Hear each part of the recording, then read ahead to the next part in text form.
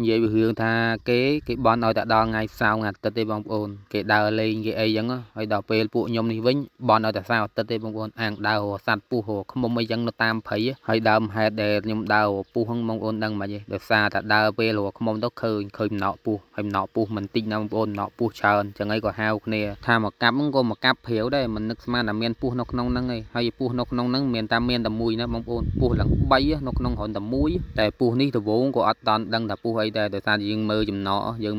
ទៅយើងប្រហែលថាឆ្មានដែរប្រហែលជាពស់សង្សឿឬមួយក៏ពស់អីផ្សេងអញ្ចឹងហើយមួយវិញទៀតក៏រាំងខ្លាចដែរខ្លាចតែពស់មានពស់វែកដបោកអញ្ចឹងដោយសារតែយើងវាសំណក់វាមិនដូចឃើញអារូបពិតទេសំណក់ជួនកាលយើងមើលទៅវាមានផន់ច្រឡំដែរពស់វែកផ្សេងពស់នេះផ្សេងអញ្ចឹងយើងមើលអត់ទៅច្បាស់ដែរតែរាំងខ្លាចដែរពេលណាដែលយើងកាប់ទៅយើងចេះតែអោនមើលចេះតែយងវ៉ាខ្វាយចេះចោតដែរហ្នឹងវាដូចថាមិនទៅទុកចិត្តថាពស់អីឲ្យពស់អីអញ្ចឹងបើនិយាយពីខាងស្រុកខ្ញុំវិញពស់ក៏ថាច្រើនក៏ថាបានថាមិនសូវច្រើនក៏ថាបានហើយខ្ញុំឆ្ងល់រឿងពស់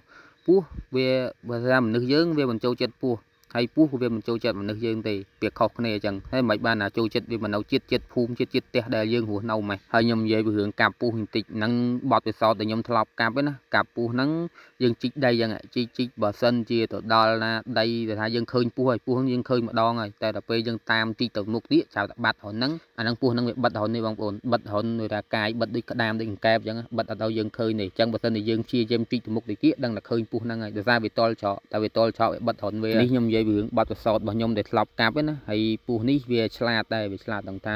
ដល់ផ្លូវតល់វាចាប់ដើមបិទរហូតណាដោយសារខ្ញុំធ្លាប់ច្រើនដងហើយមិនថាម្ដងពីរដងហើយខ្ញុំធ្លាប់កាប់ច្រើនដងកាប់ចាប់តែឃើញពស់ហើយចាប់ទៅមុខទៀតបាត់ពស់បណ្ដោយមិនដឹងណាវេទនាហើយពួកខ្ញុំដើរកាប់ពស់នេះអត់ចង់បានពស់អីទេបងប្អូនចង់បានតែពស់សង្សឿដោយសារតែពស់សង្សឿហ្នឹងវាមានសាច់ហើយណាមួយវាអត់ទៅកាចសាហាវពស់សង្សឿនេះបើសិនជាទុកនៅចិត្តផ្ទះយើងក៏អត់ត្រូវទុកដែរបងប្អូនវាអត់មានពឹសពិតមានក៏ប៉ុន្តែគុណមននៃ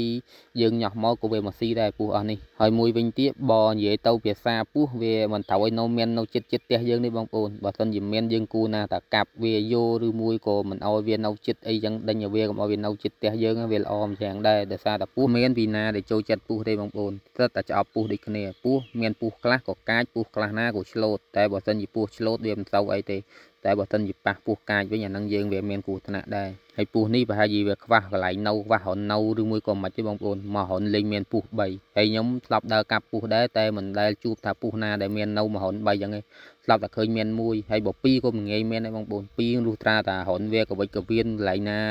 ដូចថារនវាច្រើនដបោកមួយចឹងវាចេះនៅហើយមាន2តែនេះមិនដឹងមិនវារនវានៅច្រើនតែវាអត់នៅវានៅតែរនមួយហ្នឹងលេងពស់3ហ្មងហើយខែប្រាំងចេះបើសិនជាយើងដើររកពស់យើងរកមើលតាមសំណក់បងប្អូនដល់ថាកន្លែងណាមានសំណក់វាតែគាត់ថាវាមានសំណក់មិនប្រកាសថា 100% វានៅទេតែបើសិនជាមានអាចវាហ្មងដឹងថា 100% អាចវាថ្មីហ្នឹងអាចវាសទេពស់តែខ្ញុំចង់ប្រាប់បងប្អូនថាបើសិនជាដើររកពស់បងប្អូនប្រយ័ត្នតិចខ្លាចតែពៀនវាចបងប្អូនព្រោះពៀនវាចវាបាក់ដែរពស់វាចយើងវាគ្រោះថ្នាក់ហើយមុននឹងចាប់អីយើងមើលឲ្យច្បាស់ព្រោះអីបើសិនជាយើងស្គាល់ពស់មិនច្បាស់ទេយល់ល្អយើងវាយវាល្អជាងតែបើសិនជាយើងស្គាល់ពស់នឹងច្បាស់ថាពស់នឹងវាអត់មានពឹសហើយយើងចាប់ក៏បានដែរហើយចាប់នឹងកុំថាពស់អត់ពឹសអត់ចេះខាំបងប្អូនពស់អត់ពឹសហ្នឹងក៏វាខាំដែរក៏ប៉ុន្តែវាអត់ទៅមានគ្រោះថ្នាក់អីទេគ្រាន់តែខាំទៅវាឈឺផ្លែហ្នឹងក៏វាបាត់ទៅវិញដូចជាពស់សង្សឿអីជាដើមខាំលឿនណាក៏ប៉ុន្តែវាអត់មានពឹសអីទេតែបើសិនជាវេចវោកបងប្អូនប្រយ័ត្នតិចព្រោះអីវេចវោកវាតាប៉ាំងប៉ោះប៉ាត់ដែរហ្នឹងបើសិនជាយើងយកទៅពេទ្យអត់តន់ណាអញ្ចឹងបានតែខ្ញុំដើរទៅរកពស់អីទៅថាចង់ដឹងថាមានពស់អីអញ្ចឹងខ្ញុំតែនៅយងវ៉ាយកអីទៅតាមឲ្យបងប្អូនដោយសារតាំងវ៉ាយើងឃើញពស់ហើយយើងអាចខ្វាវាចេញមកវាលសិនអញ្ចឹងពេលចេញមកវាលទៅយើងច្បាស់ថាអាហ្នឹងពស់ហ្នឹងមានជាពស់វាចទេយើងអាចយកដៃទៅចាប់បានហើយសរុបសេចក្តីមកបាទពស់ដែលខ្ញុំកាប់បានថ្ងៃនេះគឺថាមកកន្លែងហ្នឹងបាន3បងប្អូនមករហូតហ្នឹងបានពស់3ហើយ